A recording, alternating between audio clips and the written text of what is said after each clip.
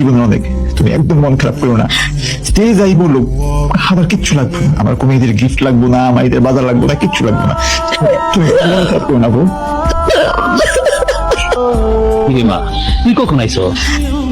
হ বাপ, মাত্রই আইলাম। তুমি উঠান লেপতেছিলা? হ দেখোস না বাড়ি ঘরের কি অবস্থা। এই রোজা চলতেছে, সামনে ঈদ, একটু পরিষ্কার না করলে কেমন দেখা যায়। ও, তোমার তো সব কাজ একা একাই করতে হয় তাই না আব্বা? হ আমি নিজেই করতেছি, আমার তো আর সামর্থ্য নাই যে আমি মানুষ রেখা তারপরে কাজটা করবো, এই জন্য নিজেই করতেছি রে মা। তোমার শরীর ভালো আছে? হ আমার শরীরটা ভালো আছে রে মা। তোর শ্বশুর বাড়ির লোকজন কেমন আছে? সবাই ভালো আছে আব্বা। তুই যে হঠাৎ করে আইলি, কিছু কবি কিরে, কথা কস না কে? তোর শ্বশুর বাড়িতে কোনো ঝামেলা হয়েছে? না আব্বা, কারোর সাথে কোনো ঝামেলা হয় নাই। তুমি অনেক দেখতে মন চাইছিল তো, কিছু না বলেই চলে আসছি। আইসো যখন ভালোই আইছে, চল ঘরে চল। আজকে